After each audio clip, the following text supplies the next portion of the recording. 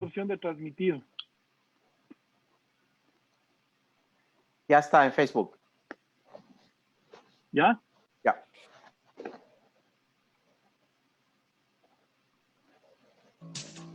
Se ha cumplido una jornada más. Volveremos con la misma pasión y la información del Pusiste la despedida, Luchito. Recuerda nuestras transmisiones en vivo en Face Live, Facebook y YouTube. Simplemente Fútbol, junto a su director Juan Carlos Trocelier, Daniel Cementuch y René Castillo. Los días miércoles y viernes de 12 a 1:30 de la tarde. Simplemente Fútbol en su cuarta temporada, porque nos une un balón.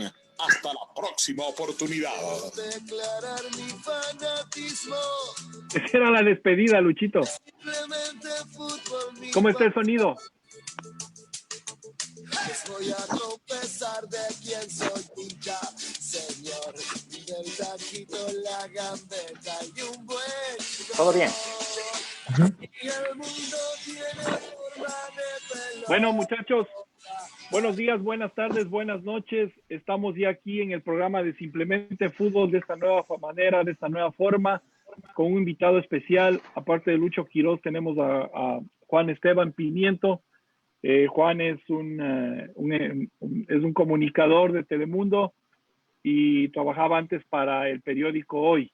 También estuvo en el programa de Con la Camiseta Puesta, y donde compartimos varias veces el escenario.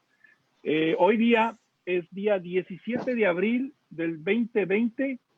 Increíblemente nos cayó como 3 pulgadas de nieve, pero bueno, esto es Chicago. ¿Cómo estás, mi querido Luchito?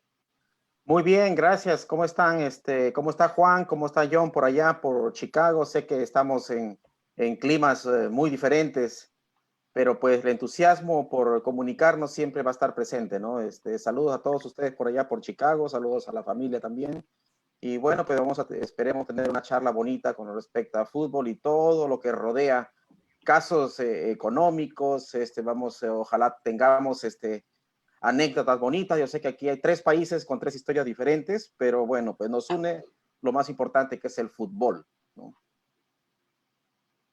Juan. Exacto, ¿no? Y primero que todo, agradecido de estar de vuelta con ustedes, por supuesto, gracias a la tecnología que nos permite hacer esto, cada uno desde su lugar, que la cuarentena no nos detiene, pues, y que a pesar de que no hay fútbol, podemos siempre, por lo menos, recordar, y más que todo, en un día como hoy, como mencionaste, Juan, donde nos nevó toda la noche, me ha tocado verla desde esta mañana, preparando el noticiero Univisión Primera Hora, toda la noche nevaba aquí, entonces un calorcito, un poquito de calorcito, pues hablando de fútbol, siempre cae bien aquí en Chicago. Mira cómo es de Lucho Quiroz, nosotros con nieve, y mira el backup que tiene él. Eso es vida. Sí, pero no, Sí. es digamos, un background representativo, porque el momento que estamos viviendo no permite disfrutar ese panorama y ese ambiente y ese hermoso clima que tiene el sur de la Florida, ¿no?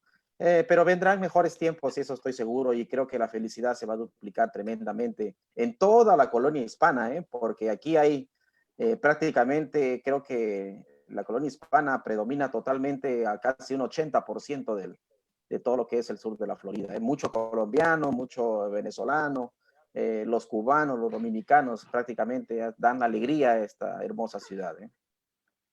Sí, pues es una ciudad muy colorida, muy linda, ¿no? Hoy día, como nosotros siempre estamos acostumbrados a dar el mensaje a toda la gente que nos sigue, también tengo un mensaje, pero hablado. Estamos trabajando y les pido 1000 disculpas, porque la verdad que esto de esta tecnología sí es bastante nueva y un poquito complicada a los que no estamos muy al ciento de la tecnología. Pero les voy a recitar un poema que se llama Cuando la tormenta pase, de Mario Benedetti.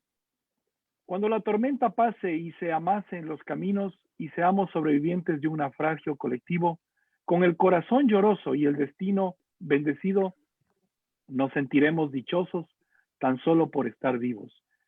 Y daremos un abrazo al primer desconocido y alabaremos la suerte de conservar un amigo. Y entonces recordaremos todo aquello que perdimos y de una vez aprenderemos todo lo que no aprendimos. Ya no tendremos envidia, pues todo habrán sufrido. Ya no tendremos desidia, seremos más compasivos. Valdrá más lo que es de todos que lo jamás conseguido. Seremos más generosos y mucho más comprometidos. Entenderemos lo frágil que significa estar vivos. Sudaremos empatía por quien está y quien se ha ido. Extrañaremos al viejo que pedía un peso en el mercado, que no supimos su nombre y siempre estuvo a tu lado. Y quizás el viejo pobre era tu Dios disfrazado. Nunca preguntaste el nombre porque estabas apurado. Y todo será un milagro y todo será un legado. Y se representará la vida que hemos ganado. Cuando la tormenta pase, te pido, Dios, apenado, que nos devuelvas mejores como nos habías soñado. Poquito para... Es un mensaje que de los que se necesita hoy por hoy, el mundo que está viviendo tantas cosas y tantos problemas que existen, ¿no? No, y nos obliga sobre todo que la parte más importante es que nos obliga a la reflexión, ¿no? Porque si hay mucha gente que olvidó ciertas circunstancias de nuestras vidas, como la salud y como la familia, como la casa, como el hogar, es una gran oportunidad para hacer un paréntesis importantísimo en nuestras vidas a todos, ¿no? Y esperemos que al final de cuentas, cuando todo esto haya pasado, porque yo creo y estoy convencido que va a pasar, yo creo, quizás no tan rápido, pero que va a pasar, va a pasar. Y creo que vamos a renacer y yo creo que vamos a ver las cosas de un ángulo totalmente diferente, ¿no? Y creo que vamos a disfrutar más cada cosa que no disfrutábamos de la manera que deberíamos hacerlo anteriormente. No tenemos muchas cosas que en otras latitudes no las tienen, tenemos muchos privilegios que en otras latitudes tampoco las tienen, entonces es una gran oportunidad, yo creo, y por lo menos en contacto estamos por medio de la tecnología, por medio de los sistemas que nos permiten hacer posible esto, y bueno, pues esperemos que mejore la situación, y bueno, esperemos tener también una bonita tarde el día de hoy, ¿no? Juanito. No, totalmente de acuerdo. Y hoy escuché una frase magnífica que también yo creo que encapsula un poco el mensaje, ¿no? Que es cada día hay que tomarlo como un día más que estamos cerca del final de todo esto. Cada día que pasa, estamos cada vez más cerca del final. Es simplemente cuestión de tiempo, cuestión de aguante, cuestión de responsabilidad. Pero, como dice Lucho, o sea, es esperar también que como esto nos va a cambiar drásticamente y ojalá que todo esto nos cambie para bien, que también tomemos conciencia de ciertas cosas que hemos hecho como comunidad, como humanidad, que podamos tomar, corregir al resultado de esta pandemia y que cuando ya nos podamos reunir todos con normalidad, pues estemos en un ambiente mucho más positivo, mejor para todo el mundo y que veamos que fuimos capaces, que somos capaces cuando nos unimos, cuando nos proponemos algo, somos capaces de superarlo y de hacer algo positivo de una situación asiaga como la que tenemos ahorita. Totalmente de acuerdo. El número 40 es muy importante sobre la historia de la humanidad. El número 40 quiere decir volverse a regenerar, volver a empezar, reinventarse, ser mejor. Yo pienso que lo que estamos viviendo, ya para terminar con esto, nos tiene que enseñar y nos tiene que hacer ser mejores seres humanos y mejores habitantes de este gran planeta, porque ya daño le hemos hecho y demasiado. Porque con todo esto se vienen cosas hermosas, ¿no?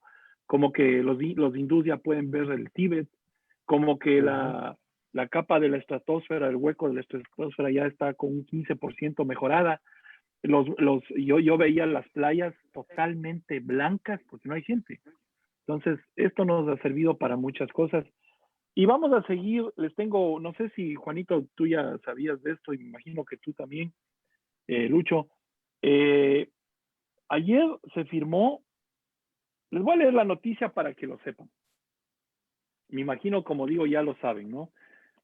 Academia de Fútbol US Soccer Development Academy termina con la operación de la misma, definitivamente, por la excusa del COVID-19. Extender la noticia, porque yo pienso que los Estados Unidos y los americanos desde hace tiempo que no le paran pelota como se debe, o sea, no le ponen atención a lo que le deben poner atención al fútbol realmente a nivel selección. Pero ¿sabe lo que Luchito. pasa, Juan Carlos? Que en los Estados Unidos, la MLS, primero sabes que no tiene la liga de descenso, ¿no? No existe el descenso en la liga de los Estados Unidos. Pero ¿qué es lo que pasa dentro de todo esto? Es que las franquicias en los Estados Unidos tienen cotizaciones cada vez más altas, es como una inversión, cada equipo, cada club, etcétera. Ellos arrancan con una cotización como de 10 millones, 20, 30 millones, y al final de cuentas valen como 300 millones de dólares. Entonces, lo que está pasando en Estados Unidos es que no les conviene también tener una especie de manejar el fútbol de tal manera de que puedan bajar a segunda división y bajen las cotizaciones. Por eso mismo no hay segunda división, por eso mismo no hay...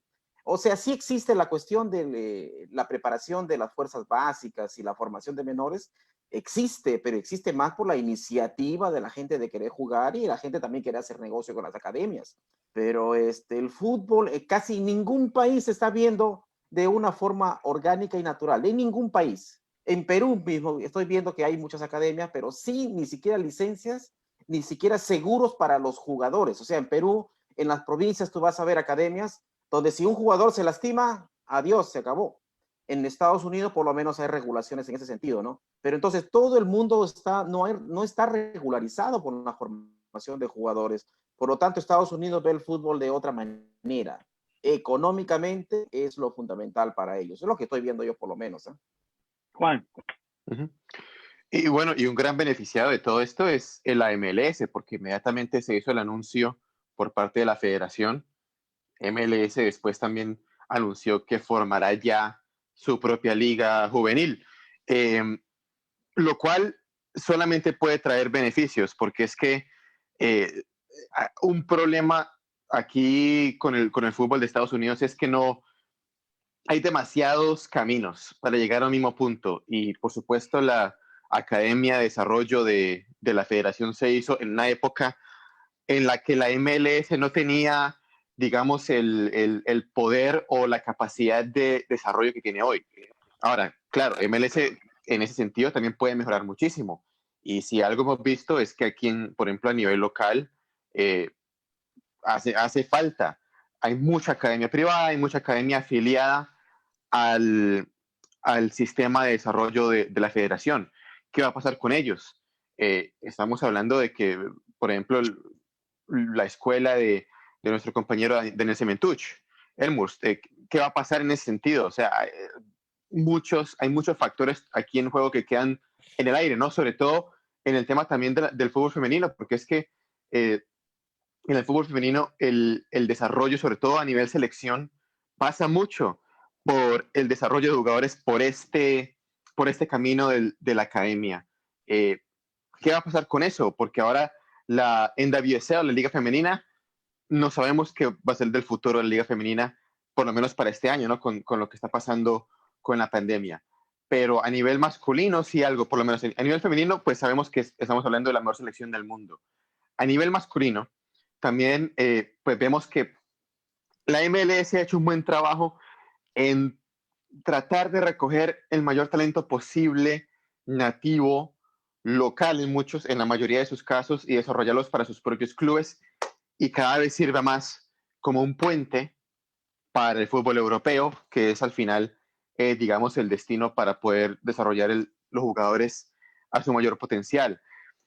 Así que es una buena noticia para ellos, y para mí la verdad es quizá el camino más derecho, porque para mí había muchos factores que hacían la Academia de Desarrollo de la Federación un modelo vetusto, un modelo quizá inconcluso y en muchos sentidos exclusivo, que ha sido una de las grandes críticas, sobre todo aquí a nivel local, en el área de Chicago, que es un sistema muy exclusivo en el cual no hay cabida para los jugadores con familias de bajos recursos, que no tengan acceso a los dineros altísimos que requiere la federación para participar en esta academia, para poder viajar. y por ende tener la oportunidad solamente de ser vistos a nivel selección en todas las edades. Así que quizá esto pueda ser, digamos, una bendición, pero hay mucho todavía en juego porque quedan vacíos por llenar con este cierre. Para opinar un poco y poner en contexto tu idea y la idea de Lucho, yo pienso, en cambio, que es un tropiezo. Si lo van a hacer a nivel nada más privado, va a ser más costoso y vamos a tener menos las personas de recursos económicos bajos no van a poder. Alguien está en el chat uno, private room, el tema de los técnicos. A ver, para poder gallery. Nosotros, ¿cómo? Pon en gallery. Ok. Para poder nosotros entender más o menos la situación, se han gastado un montón de plata, no ha habido resultados. Para la cantidad de gente que existe en los Estados Unidos, no se ha dado el resultado. Yo puedo entender ese punto, pero si lo privatizas, Juan, ¿no sería más costoso y más problemático? Porque podrían ir solo los que pueden pagar, a no ser que esas personas tengan becas o se pueda trabajar de esa manera. No es un tropiezo porque es la US Soccer la que lo cancela totalmente. Sí, o sea, pudiera ser, pero es que ese es el tema que yo tengo y para mí siempre ha sido como un problema muy, muy complejo en el fútbol de este país. Es que, y bueno, o sea, también existe en nuestros países, como decía Lucho, o sea, en todos los países hay academias privadas, hay diferentes maneras, pero o sea, siempre van para el mismo camino que es el profesionalismo a nivel local, que es la liga local, ya sea por medio de los semilleros, ya sea por medio de academias privadas de fútbol, como las hay aquí, como lo es el Team Elmos, como hay muchas de ellas aquí, pues, a nivel local. Yo no sé tanto porque es que, o sea, la diferencia con los clubes es que los clubes o sea, no hay una inscripción, no funciona como funcionaría un club privado en el que uno tiene que pagar para jugar.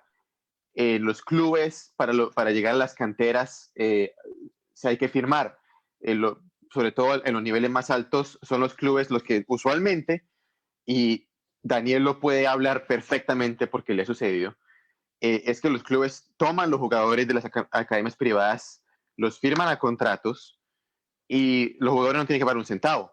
Entonces, espero, o sea, lo que mencionas, Juan, es muy, muy válido y es un temor, ya que lo mencionas, es un temor de que ahora los clubes de la MLS se aprovechen para sacar partido de esto y sacarle el dinero que quizá no, que estaba ganando la federación ahora con esa situación. Yo espero que no, porque es que ahora siendo ellos, digamos, entre comillas, los dueños del desarrollo futbolístico a nivel juvenil aquí en Estados Unidos ahora, con este cierre, yo esperaría que aprovechen esta oportunidad no para sacar partido, para sacar dinero, sino para sacar talento y de verdad desarrollarlo como debería ser, a su nivel y sin cobrar, porque es que no tiene necesidad. Un club privado no tiene necesidad, no tendría necesidad de cobrar un solo centavo a sus jugadores para poder desarrollarlos. Deberían al revés, deberían darle la oportunidad a cogerlos como sé a que los lo hacen talentos, ahora. ¿no? Exacto, o sea, es que tiene que ser así, porque es que hemos sufrido de este mal del pagar por jugar por décadas aquí en Estados Unidos, y cuánto talento, y es una crítica que me parece muy válida. Yo lo padecí personalmente en Alabama, cuando vivía allá, yo traté de entrar por ese camino de las academias privadas y no se pudo. Es demasiado costoso, demasiado costoso. Entonces, también está la avenida del tema de los colegios, de las escuelas y de las universidades, que es lo mismo, o sea, tampoco le cuesta a los jugadores entrar a su equipo de high school, a su equipo de universidad. Muchas veces son becados y ellos son mismos los que entran. Eso es lo que es más válido, y pues esa es una manera que ya va el talento a la MLS. Pero mira, Y es date una cuenta manera. de algo, date No, cuenta de algo importante. no, Estados ahí Unidos es tiene un donde proceso llegaron 18 y futbolístico vendí todas. El aproximadamente próximo desde miércoles. Ahí le 1990. baja la parte. Empieza, yo creo Ujú. que más o menos el proceso serio. A través de todos esos años, Estados Unidos ya debería ser competitivo, no estar quizás en la élite, pero por lo menos tener una liga sólida con una buena infraestructura y ser competitivo a nivel internacional, no solamente aquí en la zona de Sudamérica, con todo el potencial que tiene, con el tiempo que se le ha dedicado y con todas las ramificaciones que ha tenido Estados Unidos, debería ser competitivo. Lamentablemente no es competitivo todavía, ¿eh? No está en la élite, acorde con el tiempo que se ha trabajado desde 1990, ¿eh? No ha sido competitivo. Sí, aún así, pero va creciendo, Lucho, porque es que, o sea, está el termómetro que siempre tomamos es la comparación con la Liga MX, ¿no? A nivel de liga. Y pues, o sea, vemos que sí, quizá no al ritmo que quisiéramos o no al ritmo, digamos, cuando uno piensa que han sido 3 décadas, como dice Lucho, o sea, no, quizá, sí, o sea, estaríamos a un punto en el que la MLS debería ser la mejor liga, por lo menos de la CONCACAF. De pronto, Claro, es ahora que bien estamos... difícil disputarse un puesto con la Liga MX porque es demasiado fuerte. La Liga X es total, muy poderosa. total, Deberían total. Sí. empezar a trabajar la parte donde, bueno, lo que pasa es que según la geografía de los Estados Unidos no le permite salir y competir, porque si quieren competir en el Mundial de Clubes, no le permite porque ahí tienen el bloqueo de los equipos mexicanos, que ellos siempre son los que van, porque son los que ganan. Entonces, tiene que romper esa barrera bien fuerte que son los clubes mexicanos para poder salir y competir. Entonces, tendría que haber una especie, por ejemplo, trabajar la parte de jugar Copa Libertadores o jugar Copa Sudamericana, para que los clubes empiecen a tener una especie de internacionalización. Entonces, eso es lo que yo le reclamaría a los Estados Unidos y además para que sea un poquito más atractiva, porque no todos les atrae la MLS en el momento. Hay mucha gente que no le gusta la MLS, A ver, definitivamente. pero ahí estamos hablando de dos cosas. A ver, primero que nada, es verdad que la MLS en los 23 años o 24 años que lleva de vida, a la diferencia de la Liga MX, que están 100 años en competencia, más o menos, la diferencia, aquí estamos hablando de, si ustedes se ponen a ver los equipos que están conformados por la Liga MX, hoy por hoy cada equipo tiene de 7 a 8 jugadores extranjeros. Un error total. La MLS se formó con jugadores extranjeros. Desde el punto de vista que, o sea, que nosotros vemos a la Liga MX más fuerte que la MLS, va a ser por muy poco tiempo. Porque hoy por hoy ya se está hablando en la Liga MX, inclusive hay una en esta pandemia y en todo este pare, que están sacando máximo 5 jugadores extranjeros van a tener los equipos mexicanos. Porque si desaparece la liga de ascenso, quieren hacer una liga de otra forma para darles chance a los jugadores mexicanos que se quejan tanto. Yo a lo que voy es, yo entiendo los puntos de vista de ustedes, pero yo a lo que voy es cortar las alas a los muchachos, al futuro, al talento. Aquí no estamos hablando de una cosa privada que es la de donde trabaja Daniel y René. Aquí estamos hablando de la Federación de Estados Unidos. Es el ENDE. La Federación de Estados Unidos se ha olvidado del equipo. Hablemos de esta forma. Le trajeron a Griezmann. Griezmann, ¿no? ¿Cómo es? Klinsmann. Klinsmann. Le trajeron a Klinsmann. Estados Unidos retrocedió. Y aquí vamos a hablar que no es que no se gastó plata. Sí invirtieron dinero, pero lo invirtieron mal. Entonces, en el punto de vista tuyo, Juan, el miedo que se tiene es ese, que esto se configure y se haga una bolita de dinero nada más.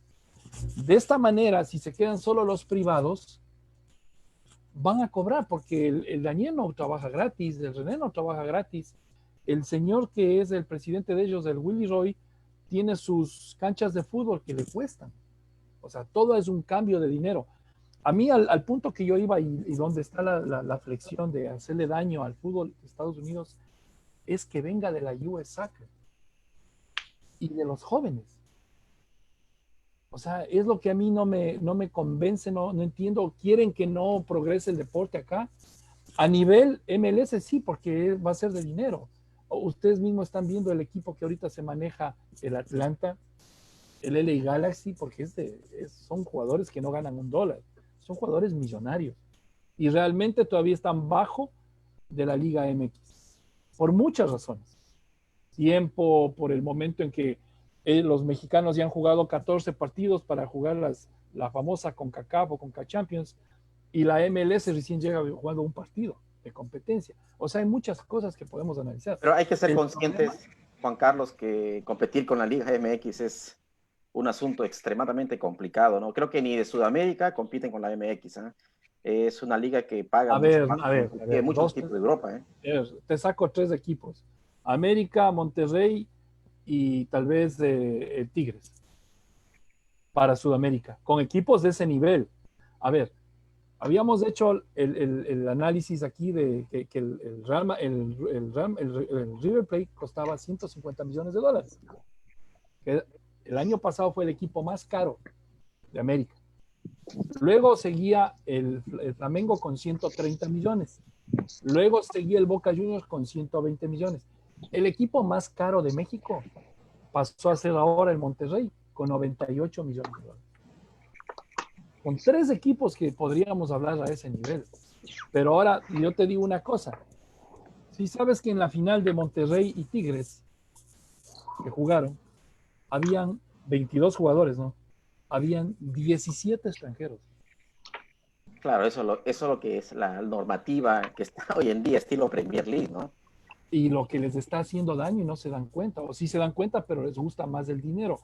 Con esto que Juan lo interpreta, es lo que va a pasar.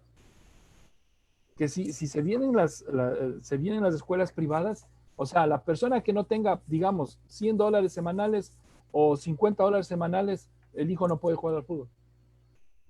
Sí, pero a ver, yo, o sea, a lo que me refiero es exactamente es a los clubes de MLS, o sea, sí, obviamente que yo espero, pero es que también yo creo que puede ser un daño a esas escuelas privadas, porque es que muchas de ellas estaban ligadas a este programa.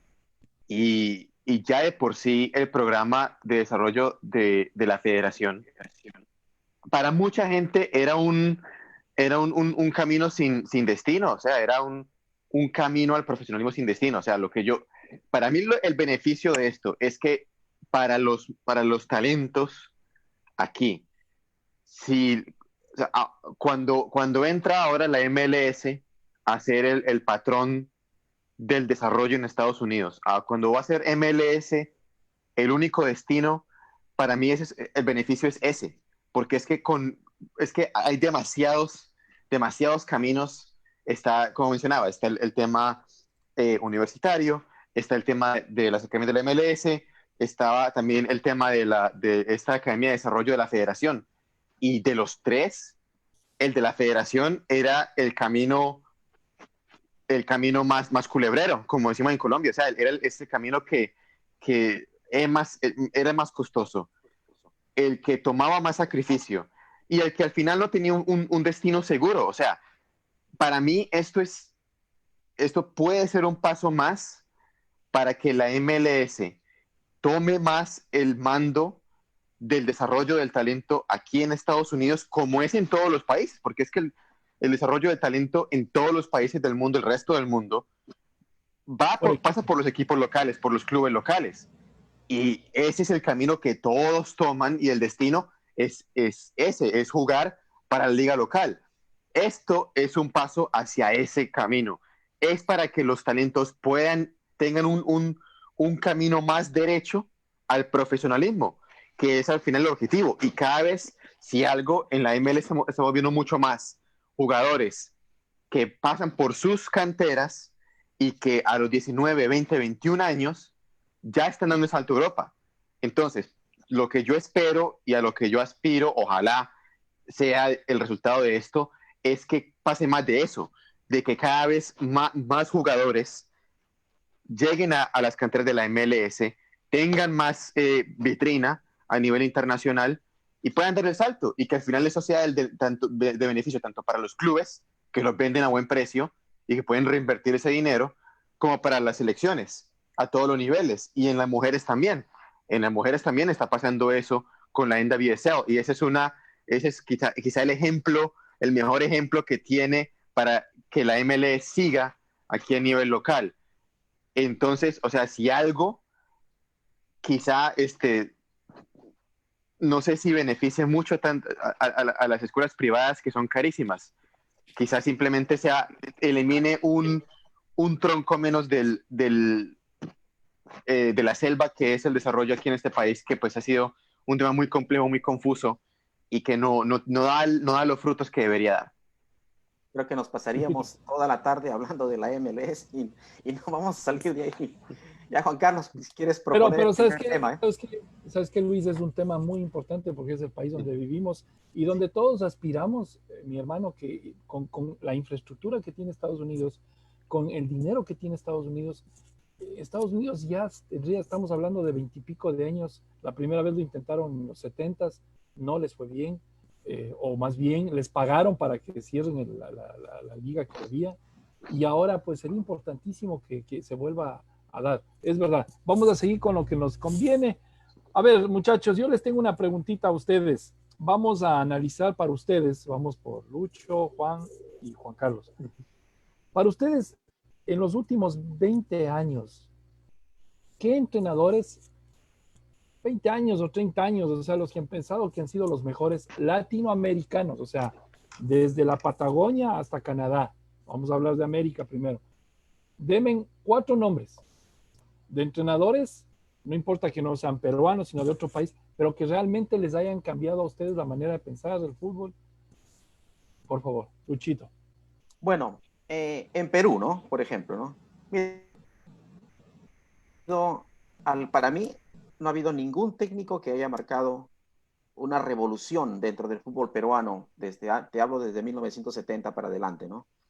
El Perú perdió una gran oportunidad de cambiarle la mentalidad al futbolista peruano, porque el futbolista peruano destaca por su colorido, destaca por su entusiasmo, quizás destaca por sus buenos jugadores que tiene, pero no destaca por una mentalidad profesional. Y yo creo que Perú tuvo una gran oportunidad con técnicos extranjeros, pero han sido europeos. Porque Perú, tú sabes, pasó un colombiano, bueno, pasaron 2 colombianos, pasaron argentinos, han pasado brasileños también, y han marcado nada más, digamos, han tomado ventaja de lo que ha sido la camada de jugadores.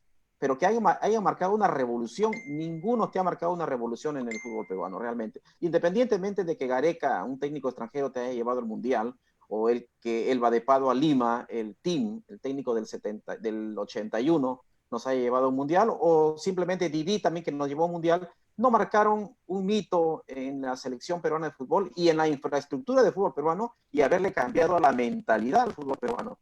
El que tuvimos la gran oportunidad los peruanos de cambiarle esa forma de jugar y cambiarle la mentalidad y cambiar la infraestructura del fútbol peruano, yo creo que fue Lajos Barotti en 1972, que es un técnico húngaro, un técnico de bastante relevancia, jugó con Ferenc Puskás, jugó con los grandes jugadores, fue técnico de Hungría posteriormente, fue un técnico exitoso, pero cuando llegó Lajos Barotti a Perú, por ejemplo, intentó cambiar, por ejemplo, implementó en Perú el fútbol aéreo, el fútbol de pase largo, la parte física, empezó a desarrollar ese sentido, e hizo una gira rápidamente con el equipo nacional a Europa, donde se perdió la mayoría de los partidos, y lo que hacen en Perú, como viven bajo la emoción, nuestra federación vive bajo la emoción, no se dieron los resultados en partidos amistosos, donde se estaban probando realmente jugadores, lo sacan al técnico, ¿no? Y ahí pienso que Perú perdió una gran oportunidad con Lajos Barotti y posteriormente con otro técnico que intentaba hacer un cambio en Perú, como lo fue Popovic,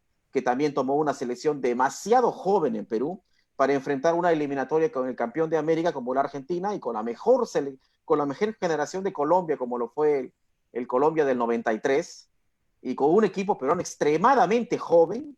Enfrentar al campeón de América y a ese Colombia, era obvio que ibas a perder los 4 Colombia partidos. era imbatible en ese año.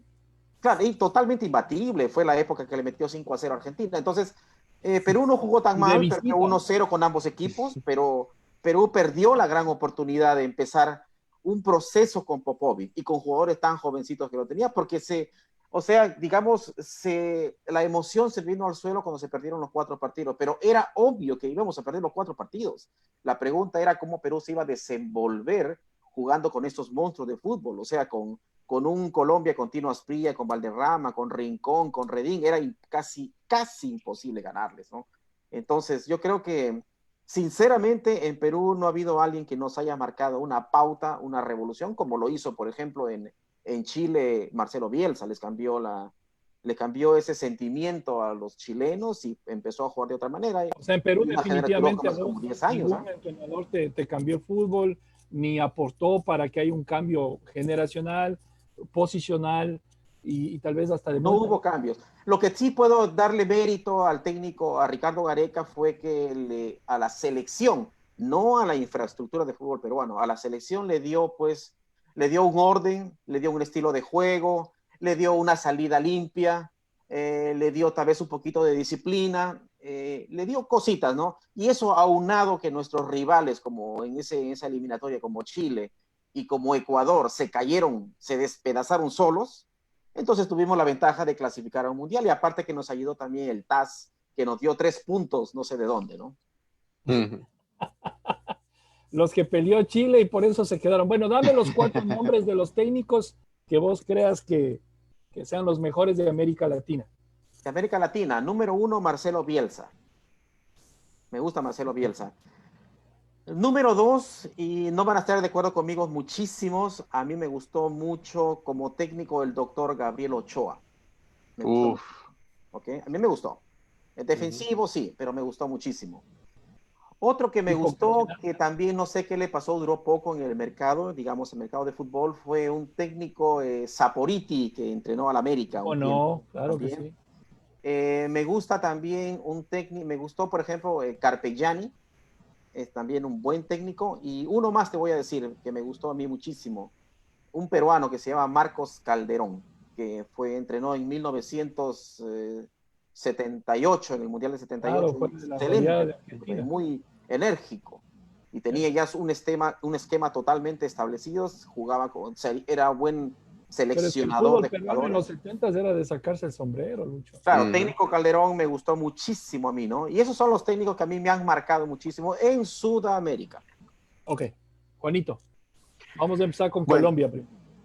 Ok, sí, yo creo que en Colombia definitivamente la historia del fútbol colombiano a nivel de técnicos empieza y termina con Pacho Maturana. Ese es el antes y el después del fútbol colombiano. Cuando entra a la escena Francisco Maturana a finales de los 80, junto con Bolillo Gómez como su mano derecha, quien después tomaría la batuta de él, sobre todo en la selección. Ahí es donde se marca la historia del fútbol colombiano. Lucho mencionaba al doctor Gabriel Ochoa, quien, sí, él marcó una revolución a nivel local, totalmente. Y con el América de Cali, que fue subcampeón 3 veces de Copa Libertadores, que dominó la Liga Colombiana en los años 80, y con el Millonarios, que tenía un crack como Wellington Ortiz también. Quizá él fue el primero que marcó época a nivel ya, que trascendió, digamos, un poco el tema local. En la historia han habido muchos. Osvaldo Juan Subeldía también hizo lo propio, pero la historia del fútbol colombiano, como dije, empieza y termina con Francisco Maturana y los equipos que referenciaban ustedes en los finales de los 80, el equipo que fue Italia 90, también con la juventud de Valderrama, de Leonel Álvarez, con René Guita, en su pleno esplendor, a pesar pues del... La Valencia. Claro, el Tren Valencia, Andrés Escobar, que en paz descanse. Era claro, totalmente, ¿no? Totalmente. Y en su pleno esplendor. Y también, o sea, no solamente la selección, sino que a nivel local, lo que logró Maturana, que lo llevó después a la selección. Con Atlético Nacional, ganar el primer título en el 89, con esa misma base, con Higuita, con Álvarez, con Escobar, con Coroncoro Perea, con Treyes. Ahí es donde se marca la parada. Ya después después de esa época, Colombia, y estamos hablando ya de los últimos 20 años, solamente a pesar de tratar de hacer una evolución de ese estilo, de esa generación, no lo logró, muy similar como le pasó con Perú. Tocó la llegada de un extranjero para que Colombia viera una evolución, y ese fue el caso de la llegada de José Pekerman a la selección, y pasaron muchos años, pasaron 14 años, bueno, 16 años desde Francia 98, de intentar con técnicos locales, pero nunca ninguno sobresalió a nivel local y a nivel selección, sino hasta los años recientes, cuando se salieron los Juan Carlos Osorio, que yo sé que es un nombre que causa muchos sentimientos, sobre todo entre la afición mexicana, Polémico. pero que a nivel de fútbol colombiano, lo mismo, con Atlético Nacional se volvió el técnico más ganador y marcó un estilo con Once Caldas, con Millonarios, y marcó también la pauta, y en Brasil y con Sao Paulo en el breve tiempo que estuvo.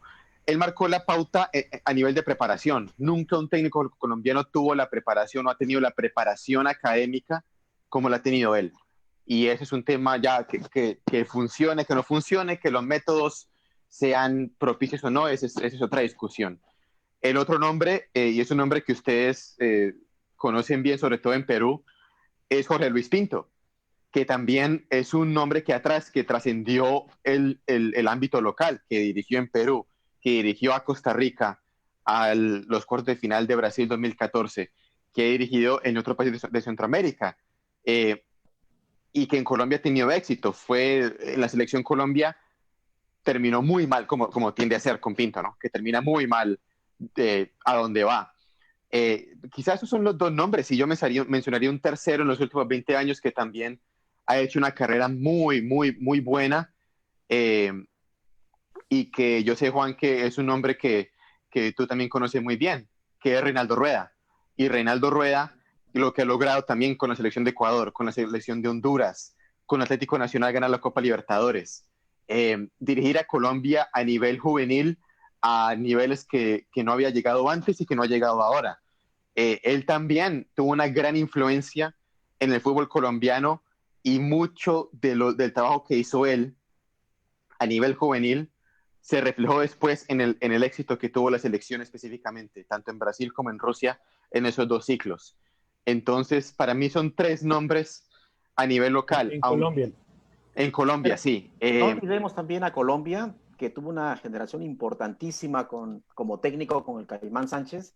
Tenía pues a Sape, Ospina, Ángel María Torres, Caicedo, a Willington Ortiz, a Umaña, el mismo Maturana. O sea, también tuvo una generación bien, bien importante. El problema que duró muy poco. Y después tuvo la gran base del Deportivo Cali. Colombia también ha tenido varias generaciones, ¿eh? Muy buena. Juan, sí, los total. 4 o 5 técnicos de América. Yo creo que, pues, de todos los tiempos o solamente en los últimos 20 años. Los últimos 20 años, 20, 30 años, lo que más o menos vos hayas podido analizar. Ok, yo creo que para tomar un poco de la lista de Lucho, Marcelo Bielsa es uno, definitivamente.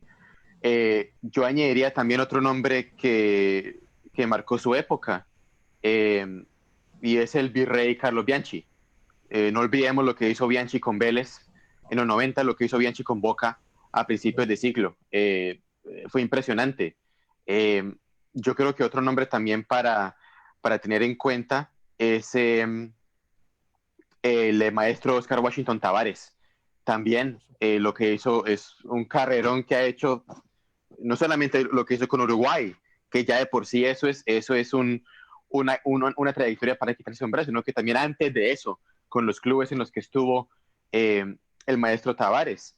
Yo creo que también a nivel mundial, yo creo que para ir a un hombre más reciente y otro nombre que despierta mucho sentimiento, mucha polémica, es el Cholo Simeone, porque el Cholo Simeone también, se guste o no su estilo, es un estilo que es muy marcado y que ha tenido trascendencia a nivel europeo en los más altos niveles. A nivel mundial, exactamente.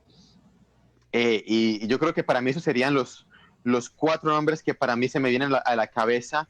Y para añadir un quinto también, que quizás no terminó bien, pero un quinto nombre sería Luis Felipe Scolari, en Brasil, más también por lo que hizo ganar un mundial en 2002, lo que hizo en su carrera con la selección, a nivel local en Brasil también con sus equipos. Tuvo una buena trascendencia, por supuesto, pasó lo que pasó en Brasil 2014 con él y con la selección, pero yo creo que esos son 5 nombres que para mí ya a nivel un poco más alto tuvieron mucha influencia y marcaron parada en el fútbol sudamericano. Bueno, yo les voy a contar un poquito la historia de dónde empieza el fútbol ecuatoriano a cambiar.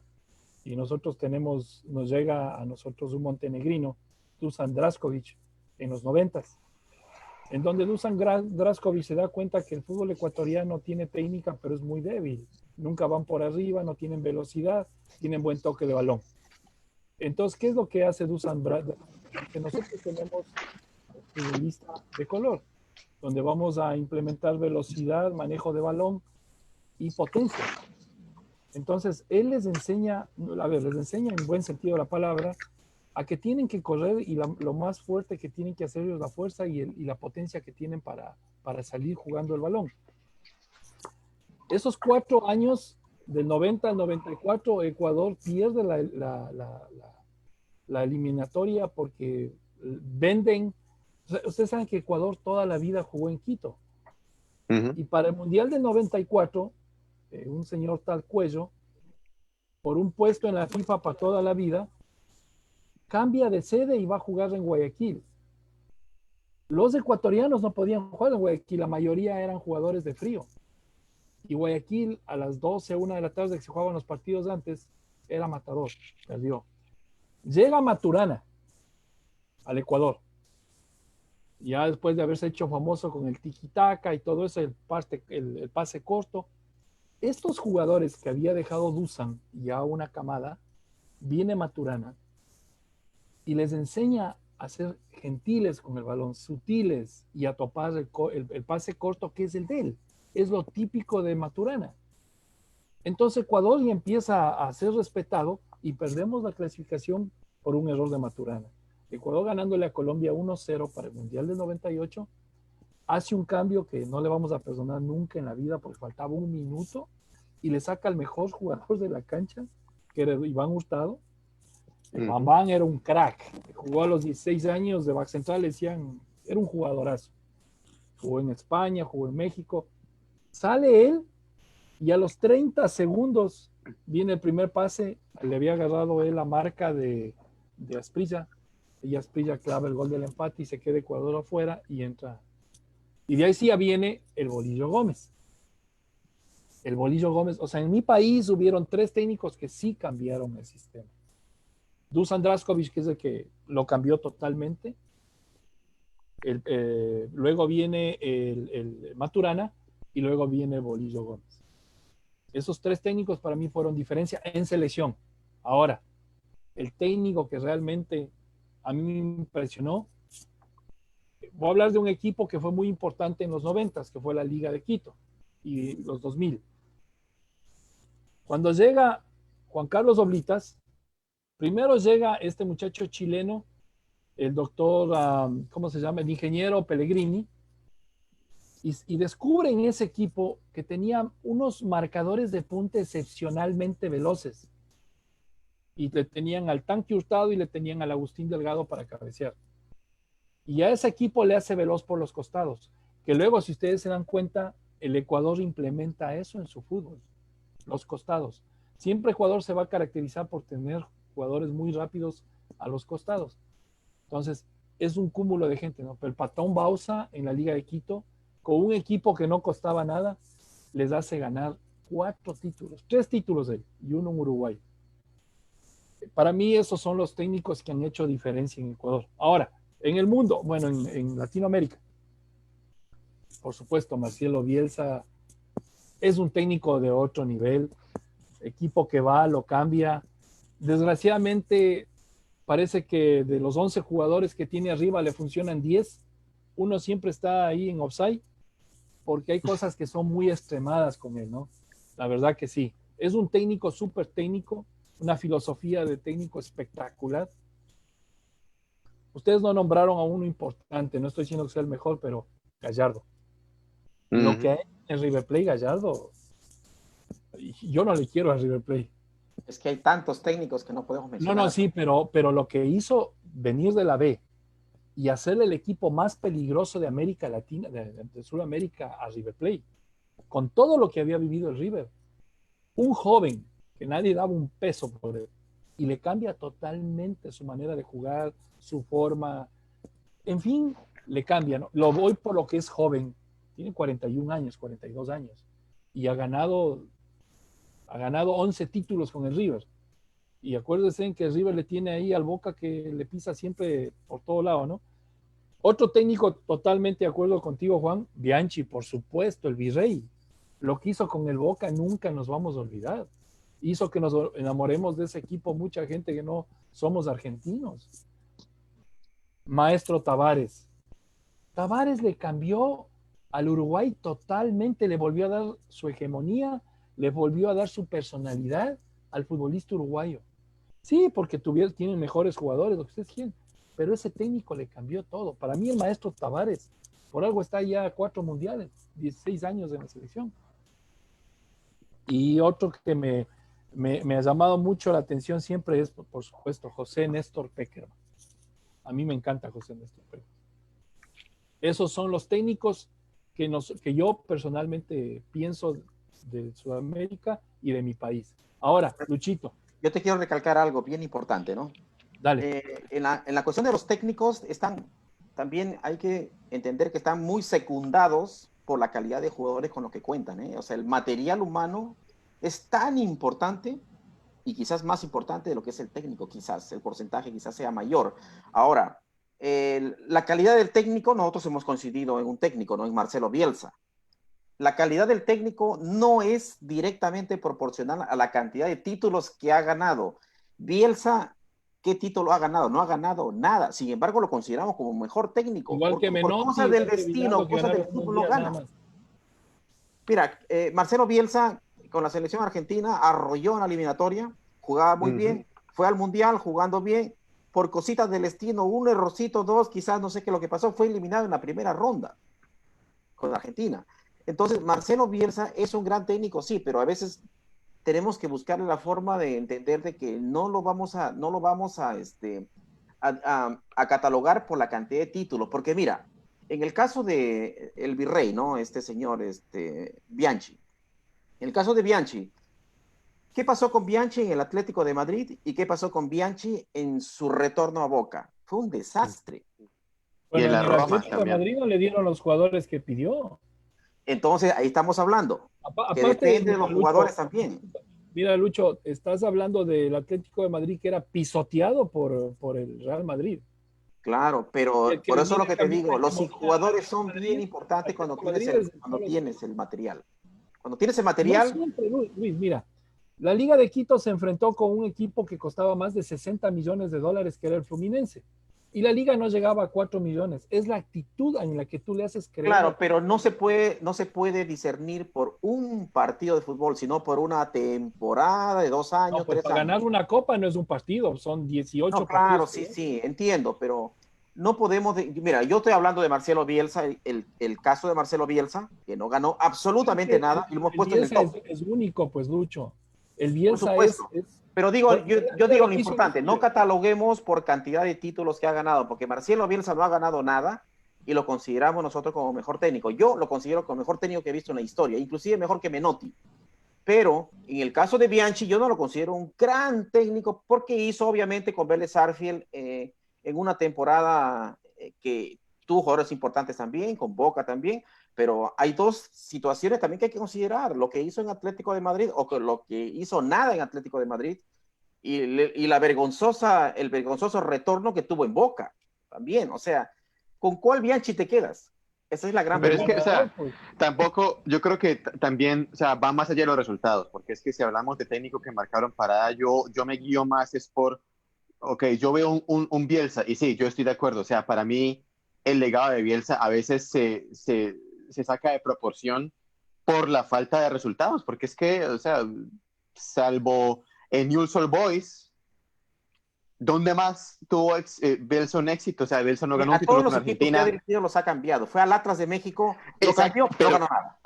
Exacto, pero Y esa es la grandeza de Bielsa. Y no solamente eso, o sea, de que su manera de pensar, su manera de ver el fútbol tuvo mucha influencia en muchas partes. O sea, en Francia lo adoran todavía en el Marsella, en España en el Athletic de Bilbao, No, todavía el lo Leeds recuerdan United es una con el adoración hoy, del fútbol. exactamente, un equipo de segunda división. Entonces, o sea, lo de la influencia va mucho más de eso, porque es que Bianchi, sí, y Bianchi lo ganó todo, pero es que Bianchi, lo mismo, dejó un legado que muchos técnicos han tratado de replicar desde ese entonces.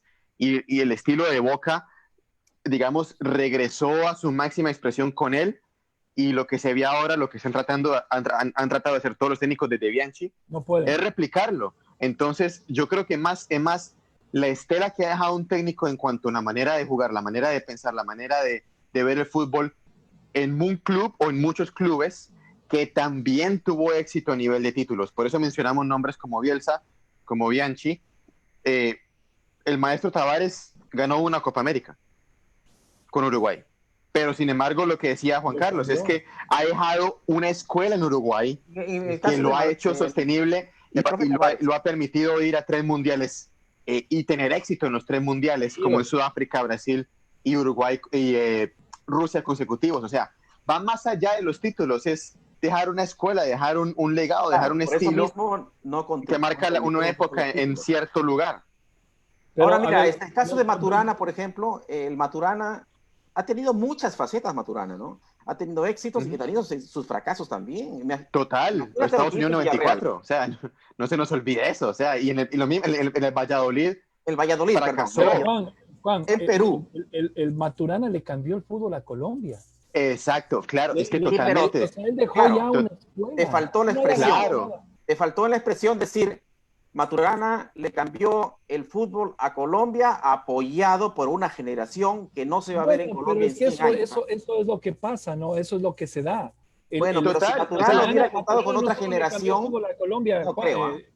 Y no se nos olvide otra cosa, o sea, con Maturana, porque es que el pico de esa generación fue Italia 90 y Estados Unidos 94. Ya para Francia 98, esa generación, estamos hablando de un Valderrama que tenía 34, 35 años, Freddy Rincón también estaba, su nivel estaba bajando, aunque tenía éxito en Brasil, Faustino Asprilla era el único que trascendía en esa época. La verdad, Leonel Álvarez se retiró. No, pero en el 90 ya tenía el otro. También, ¿eh? O sea, tenía buen equipo, pero también el nivel de los jugadores sí sufrió un bajón. Y también otro aspecto de Maturana es que también logró hacer mucho en la Copa América del 2001, después de Valderrama, de Asprilla, de Rincón. Un equipo que tenía muchos jugadores desconocidos, ese equipo del 2001. Y venía de los fracasos que venía. Y Maturana venía a un segundo capítulo. Era un equipo muy pobre, ¿eh? El equipo como jugadores era muy pobre. Sí. Claro, entonces, el mérito que se merece, a pesar de que ese equipo, después Maturana fracasó con ese mismo equipo en ruta a Alemania 2006. Vos dices de los futbolistas. Yo creo que Colombia ha tenido estos 2 últimos mundiales, o los 2 últimos mundiales, grandes jugadores. Pero no mejor que la generación de... Pero no ha podido mejor que la generación del 93, ¿eh? Ese es histórico. Yo creo que sí. Bueno, yo creo que sí. O sea, podemos hablar por posición, Lucho. Pero Colombia ha tenido grandes jugadores de estos 2 últimos mundiales. Hablemos dónde juega cada jugador, porque no es lo mismo jugar en Sudamérica que jugar en Europa, pues, Luchito. Ahora, ¿por qué es importante Bielsa? Como dice Juan, Bielsa nos ha dejado, nos cambió, él cambia la ideología del fútbol. Maturana es importante porque cambió a Colombia, cambió al Ecuador. A nosotros, a mí no me da vergüenza decirlo, hermano. Hay un antes y un después de Maturana y de Dusan Draskovic en el fútbol ecuatoriano. Totalmente. Acuérdense, Lucho, ustedes juegan fútbol desde los 70s, que tenía un equipo monstruoso. Si sí, pero tú pones jugador por jugador, yo voy a la idea de tal que vez los tuvieron jugadores... un entrenador, como tú dices, y le respetas a Calderón. Es que va de la mano. No puedes, o sea, no podemos ser raja tabla, por ejemplo, es que no ganó títulos. Bien que ganó títulos. ¿Cómo le podemos desmerecer a Marcelo Gallardo los títulos que ha ganado? O sea, es imposible. En una liga argentina que es bien complicada. O le podemos decir, como por ejemplo, a Daniel no le gusta la manera de jugar del Cholo Simeone. Oye, pero el Cholo Simeone cambió una hegemonía total, le cambió totalmente al Atlético de Madrid. Es por eso que está 9 años y no le dejan ir. Sí, pero en el caso de Maturana, yo no estoy muy de acuerdo que Maturana le haya cambiado, digamos, inclusive menos que haya, pensar de que fue un antes y después con Maturana, porque pienso que fue la generación que tuvo Colombia, la camada tremenda de jugadores que tenía. Y en el caso de Ecuador también, tuvo su camada en el 98, ya tenía una camada importante, y en el 2002 tenía una camada 2002 tremenda de sí, jugadores. con el Bolillo Gómez, sí. Con el Bolillo Gómez la camada fue tremenda, y yo creo que la camada fue más importante que cualquier otra con cosa. Suárez. Exactamente. Bueno. Y Colombia era invencible con esa camada, ¿eh? Colombia del 93 era calla y ahí. No, Sí, no, era tremendo, pero es que, o sea, tampoco descartemos que es que, o sea, Colombia antes de esa generación también tenía grandes jugadores, o sea, mencionaba Lucho el tema de Gabriel Ochoa Uribe, y hubo grandes jugadores, o sea, pero no había en el fútbol colombiano un técnico que dijera, ok, vamos a jugar de esta manera, porque es que antes con Colombia, Ochoa tuvo mucha influencia en Colombia, fue a nivel de manejo de grupo, a nivel de disciplina. Como hablaba Juan Carlos con el tema del jugador ecuatoriano, en Colombia también pasaba lo mismo, en Colombia también había mucho talento, pero era mucho talento todavía muy bruto y no había la suficiente disciplina que después le imprimió el doctor Ochoa. Con Maturana fue la primera vez, yo diría, que en Colombia de verdad hubo un técnico que dijo, hay que tomar estos grandes talentos que tuvo Colombia y les dijo, muchachos, vamos a jugar la pelota. Tú Y le vamos a jugar así. perdonas a Maturana no haber estudiado y haber, digamos, no haber estudiado Rumania en el 94 y haber jugado de esa manera como jugó Colombia frente a Rumania, con una forma muy despreciativa a un rival que ya era fuerte, teniendo grandes jugadores como George Hagi, como Dimitrescu, como el mismo Radioshu, que ya jugaban en grandes ligas. O sea, las marcas fueron prácticamente, antes de que haga el gol este jugador George Hagi, ya lo había intentado 2 veces con el arquero colombiano. O sea, que era muestra de que lo estudiaron más a Colombia, que Colombia no estudió nada, porque el Chonto Herrera para el gol de Radio Chu lo deja prácticamente solito. O sea, Colombia no estudió absolutamente nada. Y un técnico profesional te estudia bien al rival, y Colombia no estudió ni siquiera los Estados Unidos, ¿eh? Colombia se No, fue a jugar. Claro, total, o sea, Colombia no, fue a jugar el Mundial con los jugadores que tenía, porque yo pienso que Maturana se había acostumbrado a que los jugadores le resolvieran la situación, absolutamente todo. Y en el Mundial fue a hacer lo mismo, y se tomó con grandes estrategias, como el caso de Bora Milutinovic, que le estudió mucho a Lucho, Colombia. yo discrepo totalmente en eso. No era eso que Maturana, sino, mira, ¿tú has jugado fútbol a nivel alto? ¿A profesional? Ok, no. Mira. Lo que pasó con Colombia es una cosa que inclusive lo molestan. El 5-0 a Argentina le hizo más daño a Colombia que a Argentina. Por nuestro pensamiento que tenemos los peruanos, ecuatorianos y colombianos. Idiosincrasia, primero. Segundo, habían jugado creo que 63 partidos Colombia. Ganaron el 80% de los partidos. Colombia, Pelé lo dijo cuando empezó el Mundial del 94. Colombia tiene que estar en la final. Eso se le subió acá a los jugadores. En ese momento yo creo que si fallaron en algo, fue en ponerles en su nivel real, porque no habían ganado nada todavía. Bueno, por entonces, eso comentas, pero no, yo digo con lo que veo en la cancha, no. Lo más importante yo no vi estudio de Colombia. cuando entras a jugar, Lucho, es que tú tienes que ganar el partido. Así seas Maradona, tienes que ganar. No puedes darte por vencido antes de empezar, o si yo me llamo Maradona y voy a ganar el partido. No, pero el problema de quién fue. Como pasó en el 5-0, ¿no? Famosamente. Como pasó en el 5-0. Argentina, ¿cuándo en la vida se iba a imaginar que les iban a golear? Entonces, exacto, ahí hubo un cambio total de Colombia, positivo y negativo al mismo tiempo. Claro, total. Pero volvemos a lo mismo. O sea, ¿qué era Colombia a nivel selección antes de Maturana? Era la novatada del 62, que fue muy bueno y que marcó una anécdota magnífica, que fue el 4-4 contra la Unión Soviética, y el gol Era la olímpico máxima de Marcos historia de Col. Colombia. Así es. Claro, o sea, pero antes de eso, una final de Copa América y ya. Y con Maturana, o sea, lo mismo. Lo que decía Juan Carlos, hay que tomar la perspectiva de lo que era la época. Y sí, fue una grandísima generación. Y sí, la eliminatoria fue grandiosa. A mí no me tocó verla, yo tenía un año, pero yo estudiaba esa eliminatoria porque es que ha sido una cosa que hasta hace 8 años no se veía, veníamos de fracaso en fracaso. Y fue un paso adelante, pero que también lo que decía Juan, o sea, en el 94, y también no olvidemos que hubo factores externos muy pesados a nivel ambiente y a nivel país, como era el tema de la mafia.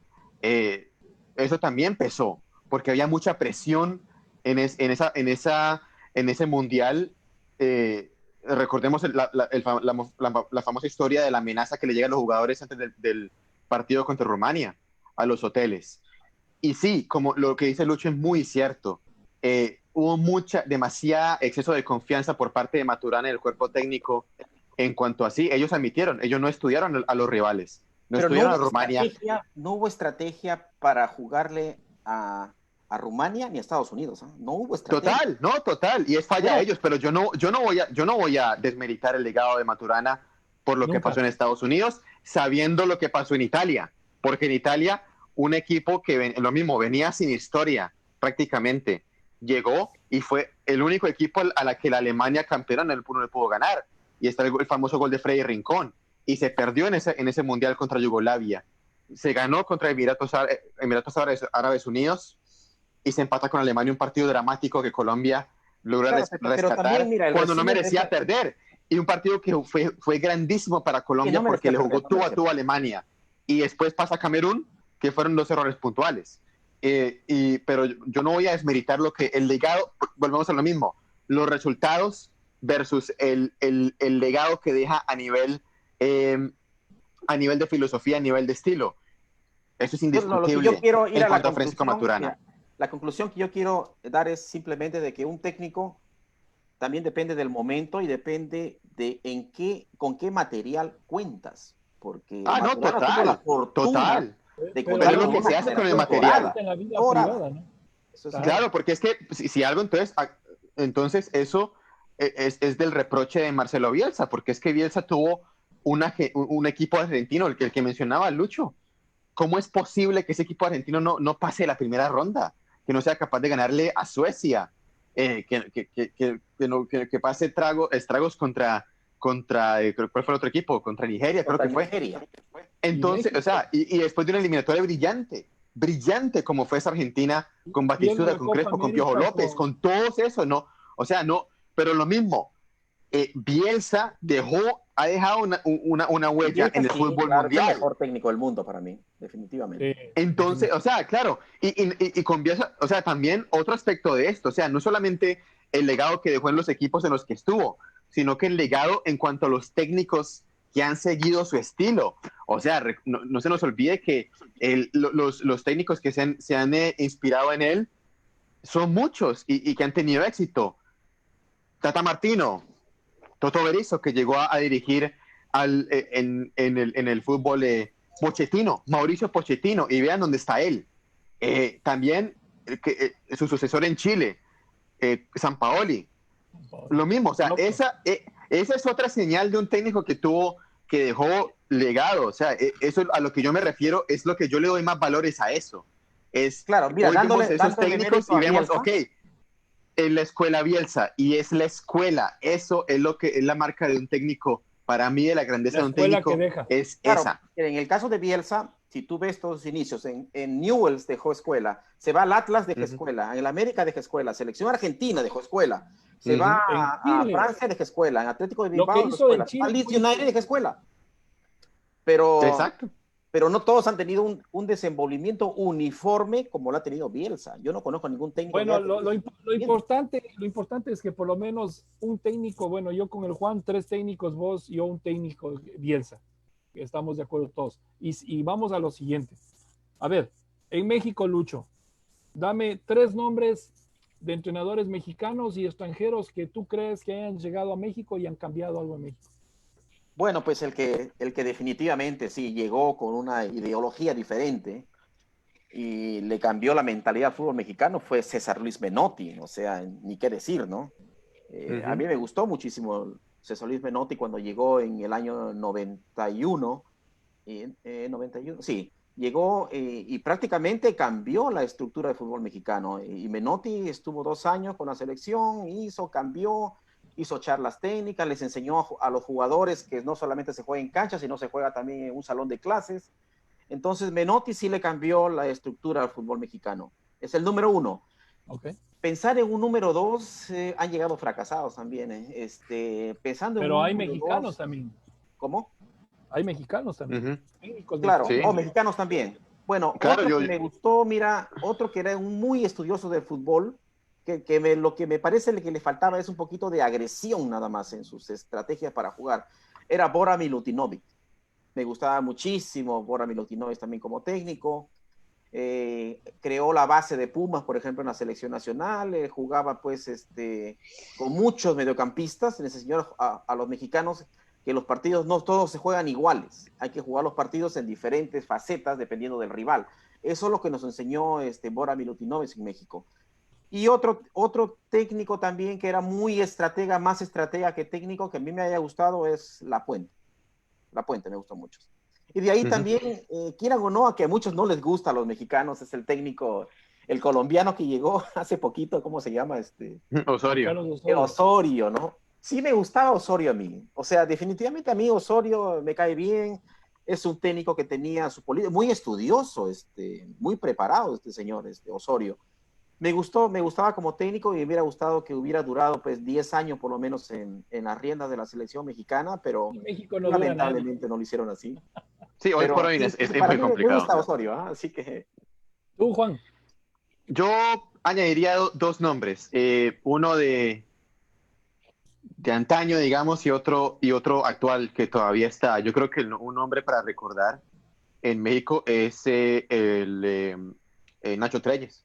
Nacho Treyes, quien falleció recientemente. Nacho Treyes también fue uno de esos técnicos que también le dio un salto de calidad en sus épocas. Estamos hablando de los 50, 60, 70 al fútbol mexicano y que llegó a tener gran éxito, ganó muchísimos títulos en México, tuvo éxito con la selección mexicana, participaciones en Juegos Olímpicos, y que pues lo mismo, o sea, hoy, por ejemplo, con su fallecimiento recientemente, lo mismo, se nota la cantidad de técnicos que salieron a decir, para mí Nacho Treyes fue una influencia en mi época como jugador, en mi época después como técnico. Yo creo que él fue uno de ellos, y yo creo que un ejemplo moderno de un técnico que también ha marcado una idea y una época en la que se ha mantenido como uno de los equipos élites, ha sido el Tuca Ferretti. El Tuca Ferretti, con lo que hizo con Tigres, es también innegable. Lo mismo, o sea, ha ganado, ha llegado a finales, ha disputado muchos títulos, tanto a nivel local como a nivel continental, participaciones de mundiales del club, pero lo mismo, o sea, sabemos exactamente la idea que tiene el Tuca Ferretti, su manera de ver el fútbol, y nosotros la reconocemos muy bien, y sabemos que eso es un estilo que también tiene su huella en el fútbol mexicano hoy por hoy. Y si algo, el Tigres del Tuca Ferretti, y lo mismo, con muchos recursos económicos, con grandes jugadores que han llegado, sobre todo los extranjeros, él ha logrado imponer, él es el que manda, su idea es la que impone en Tigres, y ha tenido éxito, y lo mismo, o sea, a nivel mexicano se le admira y se le ve como alguien que ha dejado una huella en el fútbol mexicano y que sigue dejándola, porque por supuesto continúa ¿por el qué legado no del Tuca será Ferretti. técnico de la selección mexicana? ¿Por qué Porque no? él no quiere, yo creo que él no quiere, por a lo que aludía Juan Carlos, es que es muy difícil, porque es que en la selección mexicana, el Tuca Ferretti, el éxito que ha tenido Tigres en parte es que él es el que manda en Tigres. En México, en la selección mexicana, no lo van a permitir. Él, y lo ha pasado muchas veces, y pasó recientemente ahora con la salida de Osorio y la llegada pues del Tata Martino. Él era uno de los candidatos número uno para para dirigir a México, y lo ha sido por muchos años, y lo dirigió de manera interina recientemente cuando salió Osorio. Pero es que la Federación Mexicana hay demasiadas manos metidas en el negocio. Demasiado Y no jefe. permiten, y no permiten que un técnico de verdad ponga un proyecto y tenga el control del proyecto, porque es que hay demasiadas influencias externas en la Federación Mexicana y a nivel selección. Es el mismo caso que pasa con Marcelo Bielsa. Jamás va a ser técnico del Barcelona, del Real Madrid, del Manchester No, United. Porque ellos no quieren al loco Bielsa, quieren a Bielsa, pero no quieren al loco Bielsa. O sea, y lo mismo, sí, claro, hace y deshace. Y por eso tampoco regresaría a la selección argentina, porque el ambiente de la federación y las influencias que hay hoy por hoy en la AFA son demasiadas, y no va a dirigir un Diego Simeone. Es muy improbable que dirija un Mauricio Pochettino. Y por eso mismo, o sea, lo mismo pasa en México con el Tuca Ferretti. Él nunca lo va a tomar si no le permiten a él de verdad armar un proyecto a su manera y dirigir las cosas como él las ve. Que esperemos, por el bien de la selección mexicana y del fútbol mexicano, sea el caso con el Tata Martino a largo plazo. Vamos a ver, yo todavía tengo mucho escepticismo con ese aspecto. Yo pienso que sí. A ver, de acuerdo contigo, mi querido amigo, César Luis Menotti cambió el fútbol en México, por lo menos la manera de jugarse y de verlo. Segundo, también estoy de acuerdo contigo en el Manuel Lafuente. Hay un antes y después en el Necaxa, en el América, en el mismo México. De acuerdo contigo, lógico, en 10 años gana 6 títulos, o sea, no como no te vamos a nombrar. Yo sé que es un equipazo, pero el Tuca Ferretti tiene sus formas y sus maneras de jugar al fútbol, que las vamos a criticar siempre, porque siempre decimos, con ese equipo no se puede jugar así, pero eso le ha hecho famoso, porque ganar 6 títulos en 10 años o 5 títulos en 10 años es importantísimo.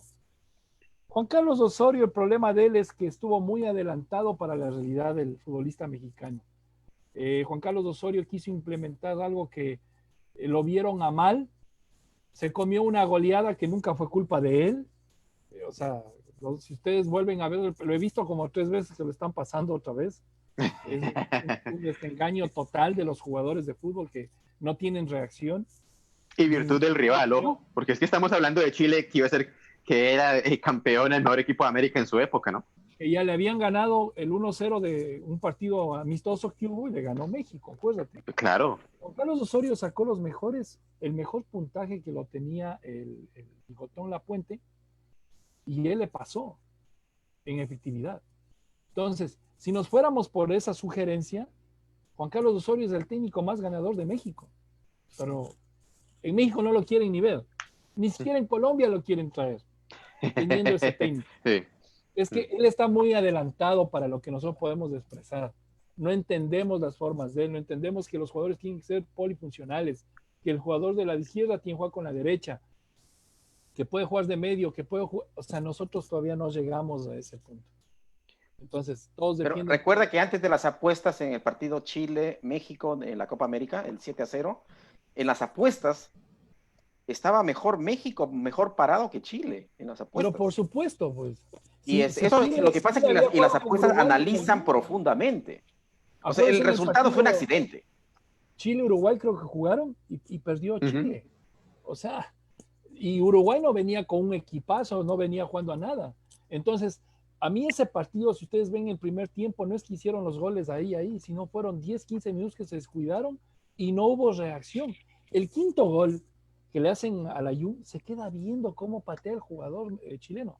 Entonces, en ese momento ya funcionan otras cosas. No, y ahí ya no hubo fútbol, ya. Ya no hubo fútbol. El Tata Exacto, Martino, sí. Sigue. No, solamente ya un hombre que yo creo que también vale la pena añadir, que también despierta muchos sentimientos, sobre todo últimamente, pero que también tuvo mucha influencia en el fútbol mexicano, y es Ricardo Lavolpe. No se nos olvide lo que hizo Lavolpe en su época. Estábamos olvidando Ricardo Lavolpe. ¿eh? Claro, o sea, yo sé que... O sea, bueno, perfecto, ahí te lo quité. Mira, pues.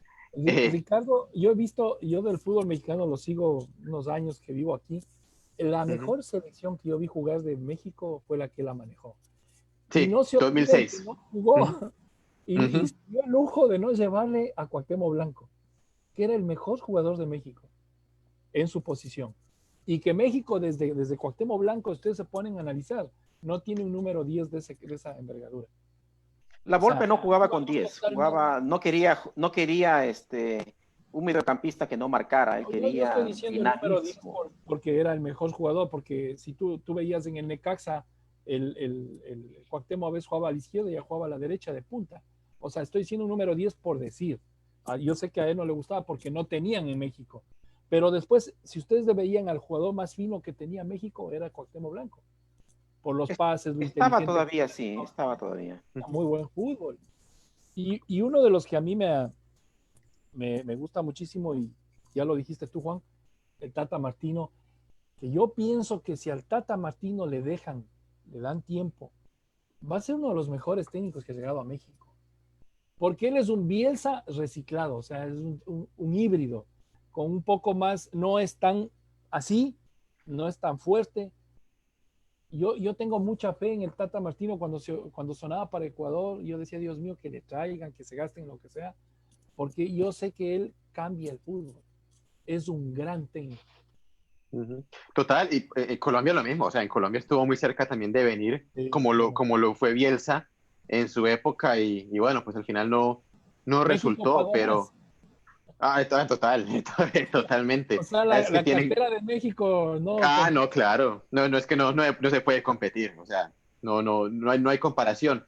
Pero sí, o sea, siempre y cuando lo dejen, porque es que ya, digamos, de arranque con el Tata Martino, sí, hemos visto que sí, que conforme lo han dejado, digamos que están en la luna de miel todavía con la federación, en el que le dicen, ok, no, hágalo, pues, hazme el proyecto usted y cáigase con la suya, pues se ha visto que México va a tener con qué trascender, o sea, es muy temprano todavía y pues obviamente quedamos pendientes de lo que vaya a pasar en las eliminatorias y en lo que sea la próxima Copa Oro, pero para mí sí algo, o sea, temprano con el Tata hemos visto que se juega a lo que él quiere, a lo que el Tata quiere, que es lo importante.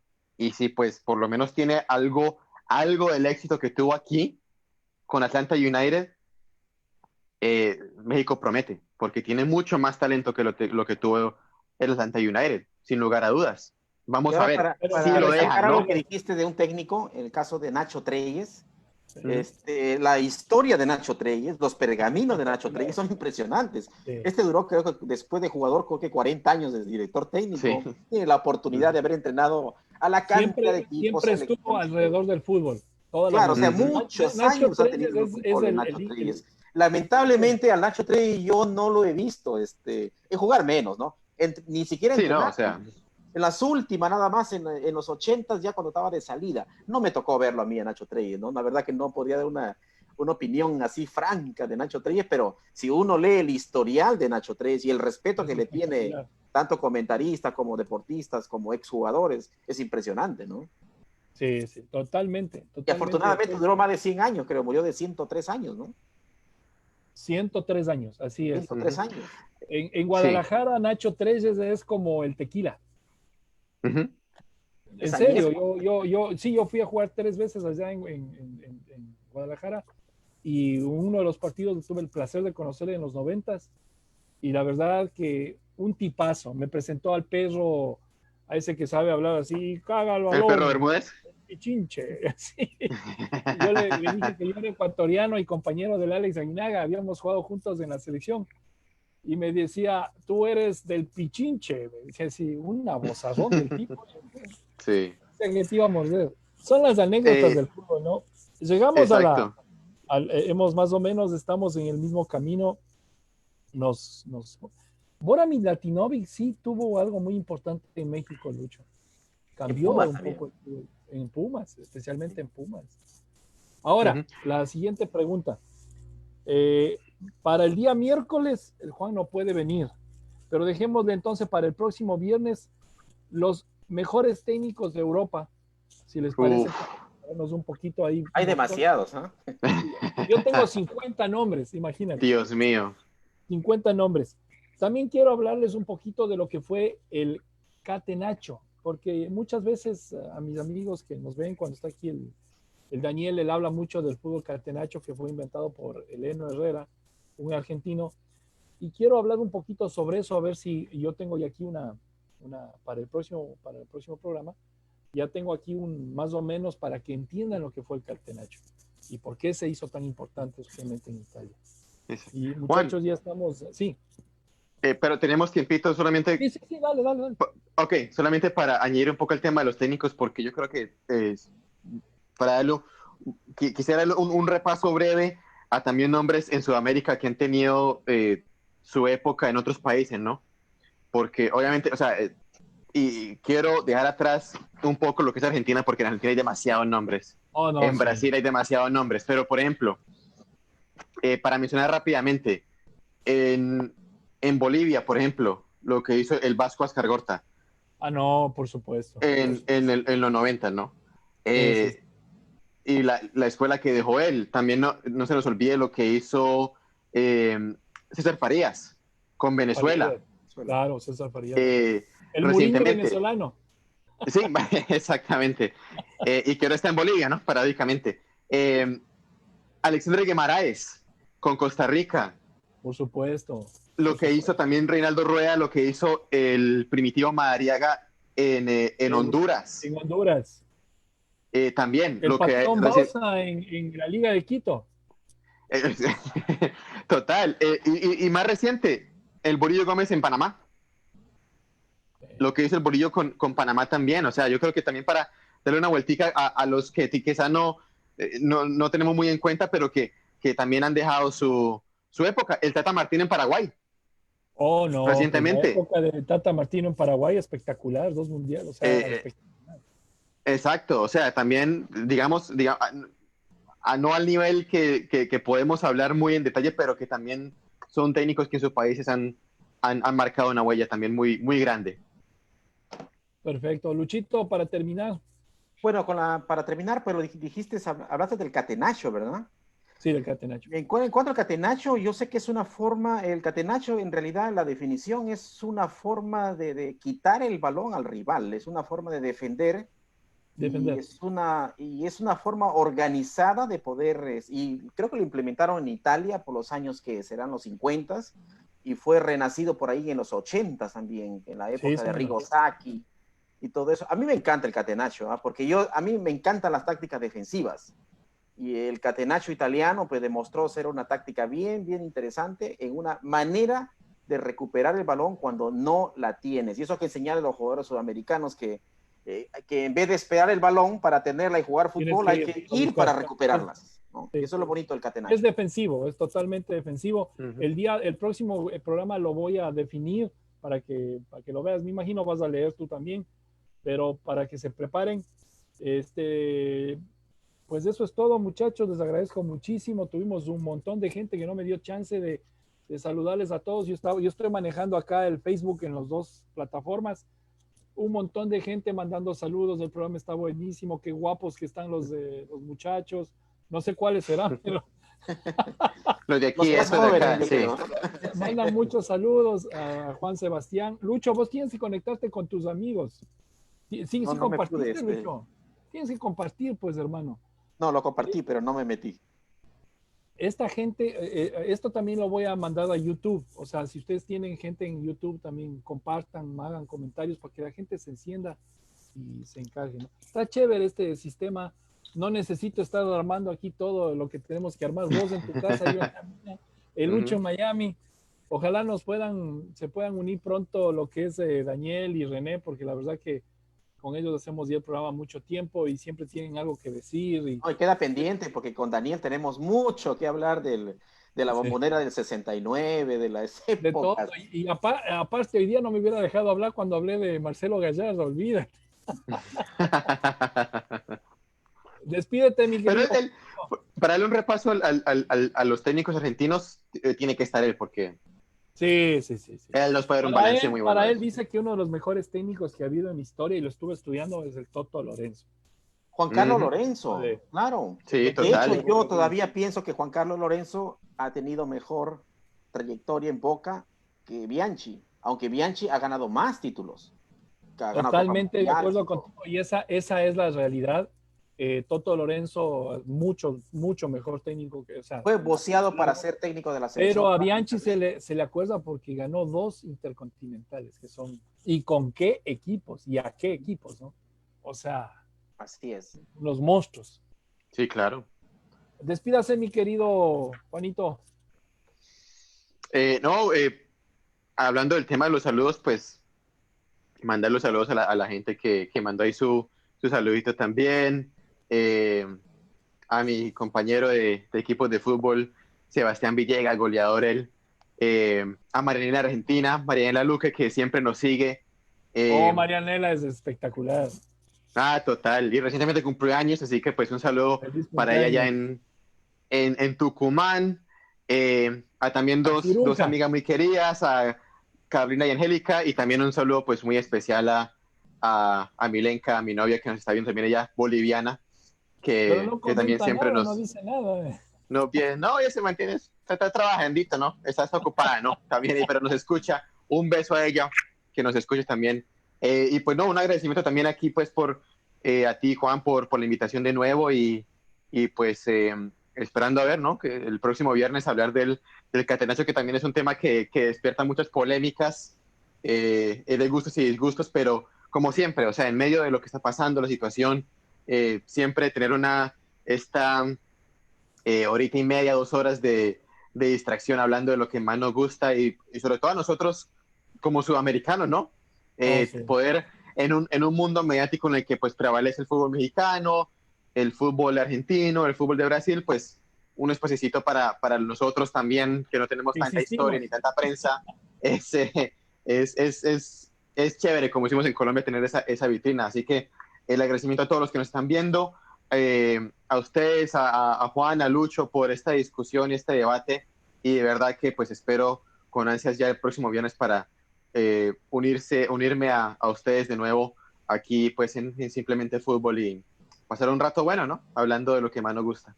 Juan, si es que puedes el miércoles a la misma hora vamos a estar, te mando la invitación por si acaso te dé un chance. Aquí vamos a estar con Luchito. Luchito, por favor. Bueno, pues gracias Juan Carlos por hacer posible unirnos nuevamente a pesar de la distancia y a pesar de los momentos. Y bueno, pues agradecerle por este tiempo, por este momento tan bonito y la discusión de fútbol. Espero que en un futuro estuviéramos hablando pues de análisis de partidos que vamos a estar viendo, de Champions, de eliminatoria, que esto es una locura, la verdad, porque ahí hay no solamente análisis, sino diversidad de opiniones y diferentes puntos de vista, ¿no? Oh, sí. Y bueno, pues esperemos que ya la próxima semana poder tener temas para conversar y sobre todo temas nuevos para que la gente también conozca un poquito de fútbol, ¿no? Brindarles un poquito de historia, brindarles un poquito de tácticas deportivas, infraestructuras, confederaciones, comisiones de selecciones nacionales y sobre todo porque tenemos variedad aquí, ¿no? Hay Colombia, hay Ecuador, hay Argentina, hay Perú, hay México, hay de todo, ¿no? Así que es una bonita variedad y pues saludos a todos, saludos allá por Chicago, saludos aquí en mismo Miami también y que pues pásenla bonito y esperemos que no sea la última vez. No, no va a ser la última vez, mi querido Luchito. Al contrario, esperemos que todo salga bien, que esto pronto vuelva. Hoy día estoy hablando con mi doctor porque tuve que hacer la entrevista por la televisión, perdón, por así mismo. Y pues me dice que a él le han dicho como que hasta el 30 de junio, más o menos. Se va de larguito. Pero bueno, esperemos que cuídense, muchachos, por favor. Si tienen que quedarse en casa, quédense en casa, jueguen de local. Es muy Nuestras importante. transmisiones Esto de en no vivo en tener- Face Live, Facebook no y todavía, YouTube. Luchito. Simplemente Cuando termine de Fútbol, hablar. junto a su director Va. Juan Carlos Trocelier, Daniel Bueno, nos Serrentini despedimos. y René Castillo. ¿Puedes volverle a Los días repetir la canción, miércoles y Luchito? viernes de 12 a 1:30 de la tarde. Lucha de Simplemente risa. Fútbol en su cuarta temporada. Chao. Nos une un balón. Hasta la próxima oportunidad. Declarar mi fanatismo. Es simplemente fútbol, mi pasión. Les voy a confesar de quién soy hincha, señor. Del taquito, la gambeta y un buen gol. Si el mundo tiene forma de pelota, al arco iris le puedo hacer un gol. Vamos, vamos a ganar.